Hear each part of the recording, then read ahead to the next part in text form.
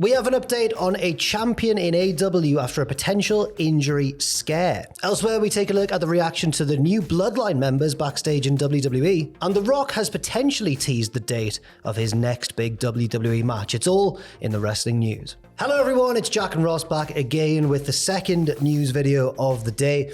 We're going to start over in AEW where we have an update on a bit of an injury scare that was concerning one of the champions over in AEW. Yeah, big old beautiful Fightful selector saying that Julia Hart there was a fear that she was injured this past week on Dynamite, but she's still advertised for this upcoming week's match on the pay-per-view Dynasty against Willow Nightingale. We're told that there isn't an error and she's expected to be at the show. Good. That's good news, first of all, because it would have been a shame if she couldn't defend her own title at the show and they'd have to find a different opponent and everything. So that's good to know. Also, the winner of that match, of course, goes on to face Mercedes Monday at Double or Nothing. Yes. And we might be thinking that Willow Nightingale is getting the job done just because of the history and the storyline that's getting built up between Willow and Mercedes Monday after the injury. I think that, certainly. Yes, after the injury that happened at the New Japan show where Mercedes fell off the turnbuckle, but she's blaming Willow. She is blaming Willow. That was for the New Japan women's title in New Japan Strong.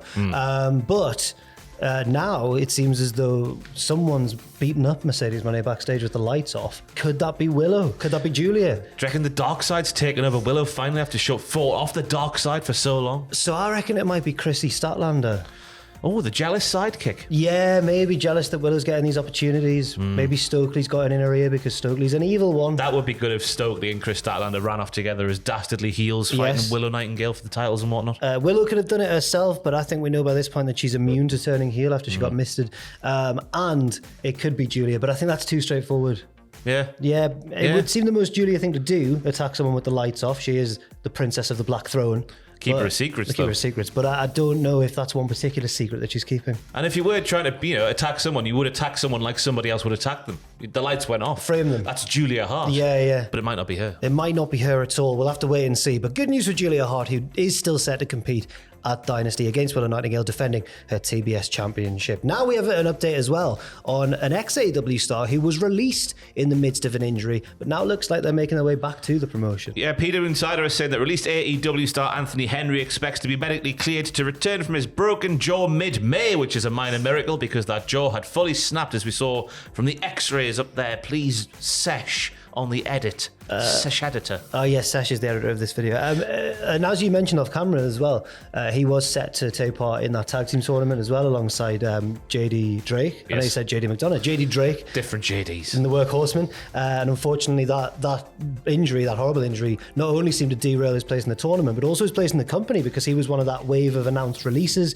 But then Tony Khan on a media call said, oh no, we'd be happy to work with him again and bring him back into the fold. So that's good news, I suppose. Yeah, because it was a shame to see like the Workhorsemen do good work when they're putting over other people, which is how they've been used in AEW so far. They're finally given more of a spotlight in the tournament. Yes, they might have lost that first match they were in. They probably would have lost their first match to the win, but they're in the tournament nonetheless. And just to see him get out of that because of an injury and then released while injured just left a bit of a sour taste. So fair play to Big TK. Yes. For rectifying that stuff. Moving over now to WWE. If you didn't watch SmackDown, you'll be ecstatic to know that the Bloodline have some new members, but it could lead to trouble within the Bloodline itself. We saw not just Solo Sikoa kick Jimmy Uso out of the Bloodline, but a new member in the form of Tama Tonga. I saw a tweet that was like, who's this Zadaddy? Because Tama Tonga's looking ripped with no shirt on currently. Yeah, he's looking fantastic.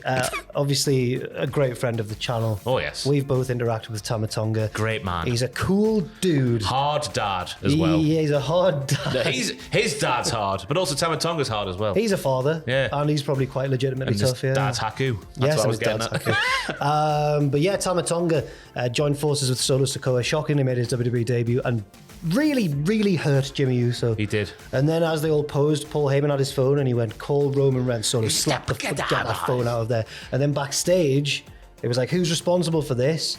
And then Solo and Tama, they were saying like by orders of the tribal chief. But who do they mean? Do they mean The Rock? They mean Solo himself? Because the camera lingered on him when they said that. And I thought, is he gone rogue? Is he leading a subset? Are we going to get the Wolf Pack and Hollywood? I did like Solo going like, losses mean something, or losses have consequences, when he bloody loses every bloody week, doesn't he? That's That's the hypocrisy of a great heel, isn't it? The hypocrisy. That's how shows.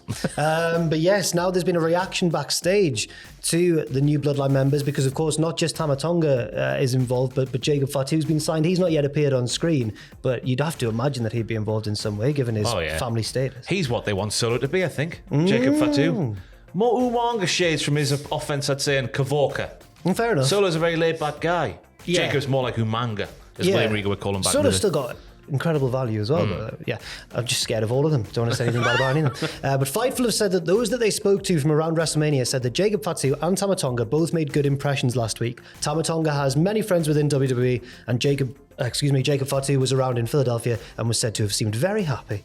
Jacob has reportedly signed with WWE and is, according to reports, debuting soon. Also, there was some news about the production of that segment, because as we know, with these Bloodline segments, it's often been Michael P.S. Hayes who's been in charge, but it wasn't this time. Yeah, it was Jason Jordan who produced that segment with Tama Tonga debuting on SmackDown last week.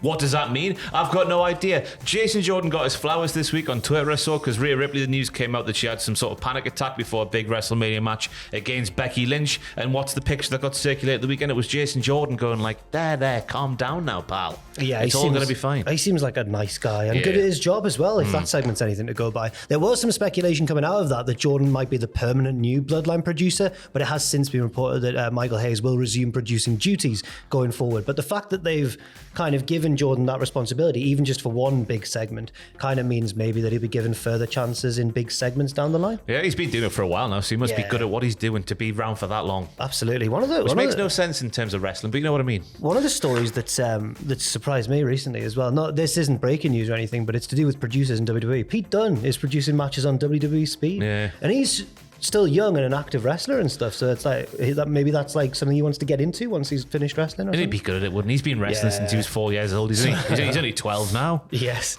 And could a new Bloodline member have possibly been revealed?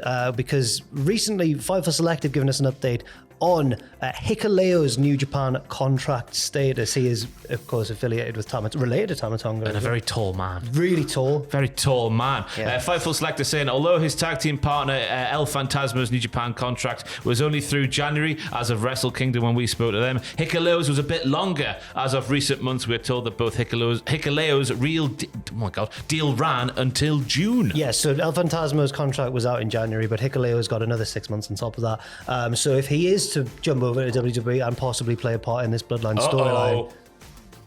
Scotland. What? Scotland, the Scotland June. show. June, right. Yeah, I thought you looked over there. I was like, what's happening over there? Oh. He couldn't creep into a room. He's about 7 foot tall. Yeah, could the Bloodline do something big in June? Oh my God, not to Drew again. Not to him again on these fine isles, on these shores. Because, of course, that's where Solo made his debut, wasn't it? Yeah, Clash of the Castle on his main roster debut. He came in with the hoodie worked for the first time. What was the atmosphere like when he did that? Oh my God. That was it, basically. Everyone in the arena did that. Arena Stadium. Apologies for those listening on loudspeaker. That's Sesh should have muted that. Well, brought the volume down. Hopefully. No, hard limiter, Sesh. You know what I'm talking about. But yeah, Fightful Select say they haven't heard an update on Hikuleo if he's got a new deal with New Japan or what kind of deal Phantasmo's on right now either, but they are still actively teaming. Hikuleo and Tama Tonga both had talks with WWE last year, but Vince McMahon forcing his way back into the company meant that many potential deals were put on hold. Fightful say they've inquired directly regarding Hikuleo's contract status, but they didn't get an answer. The potential's there with Hikuleo. He's still a very young boy, is he not? He's young, yeah. Tama Tonga's like, I think about 40, but he looks like he's in the prime of his life. That's like, he the looks new incredible. 30 for a wrestler, isn't it? 40. It's weird, isn't it? AJ Styles is just like, his arms are Medical so big. advancements, that's what it's all about. Yes. And get your stem cells, kids. I don't know what I'm saying. Speaking of people who look ludicrous for their age, The Rock took to Instagram and kind of it was totally out of character. He gave thanks to various people associated with his WrestleMania weekend. Yeah, he says, congratulations to Cody Rhodes, congratulations to my cousin Roman Reigns for an incredible 3.5-year run, maybe even 4 years. Just incredible, iconic and historic. I'm very proud of you. Also, congratulations to the real MVP of the entire WrestleMania weekend, Seth Rollins, which is but it also makes sense because that main event match on night one, it split off into 2 singles matches for ages, and Rollins made The Rock look good. Yeah. Or was The Rock still just good? I couldn't tell. I think a bit of both, but definitely you've got to have a trusted pair of hands with a wrestler, no matter how good they are still when they get to that age, like with Kevin Owens and Steve Austin. And the scenes at the end of night 2 when Rollins physically just couldn't walk. Yeah. Oh, it was hard to watch, so hopefully he gets some time off here. But the real MVP of the weekend, according to The Rock, is Seth Rollins. He continues as Dwayne. What an honor it was to share the ring with you three. What an honor it was for us to break records. And now, and this is where he sort of teases where his next match might be, my sights are set on next WrestleMania. But that's down the road. Obviously, we saw The Rock return. Well, not return. He did a shoot-shock appearance on Raw after WrestleMania, confronted Cody Rhodes, put something in Cody Rhodes' hand that Cody Rhodes knew what it was by the feel of it. I reckon it was the custom side plate he would have got had The Rock won the belt from the Roman Reigns at WrestleMania. But it looked like they were teasing a match for this year at some point, maybe a SummerSlam. But is The Rock saying here that maybe this potential fight for the death with Cody Rhodes might be at WrestleMania next year? Quite possibly. I could also see it maybe happening at SummerSlam. That might be too soon. Maybe at one of the Saudi shows because they pay really well. But maybe because The Rock said that, it might seem most likely for next year's WrestleMania. If that is the case, and if Cody goes in as champion, then I'm praying for him. I don't think he'll win, but then we were saying that maybe, with the record reign that Roman was having, that maybe he could continue his reign with Hulk Hogan not too far away from him. So what do we know? Nothing. Yeah, I think the one thing we might have to get used to with Triple H now at the creative helm is that his storylines might unfold a lot slower than Vince McMahon's did. Yeah. He seems to be a lot patient. He seems to have the advantage of being able to remember what he's booked week to week, which Vince seemingly lost towards the end of his time in charge. Seemingly. Yeah. But Triple H isn't afraid of making us wait, as we've seen on many different occasions. So this could be another long, slow burn sort of thing. Speaking of waiting, what does this mean for if this is going to be next year's WrestleMania, The Rock versus Cody Rhodes, when is The Rock versus Roman going to happen? Yeah. You'd assume that's still going to happen at some point. Is that 2 years down the line now? Quite possibly. Goodness. Triple H, to be fair to him, he's done a really good job of setting himself up for various different big matches down the line. So good on you, Paul. Well done, Paul. Well done, Paul. And well done all of you thank you, I should say, for watching this video, and well done for watching it as well. We will be back later on this week with pictures for Dynasty. All the regular pay-per-view content, but not WTF. We had to can those because of lack of interest when it comes to AEW ones, and that's fair enough. Fair enough. Thank you very much for watching this news video. If you haven't seen it already, check out the first video we did earlier on today on this channel as well, and leave your thoughts and opinions in the comment section down below. I've been Jack, this has been Ross, and we'll see you very soon.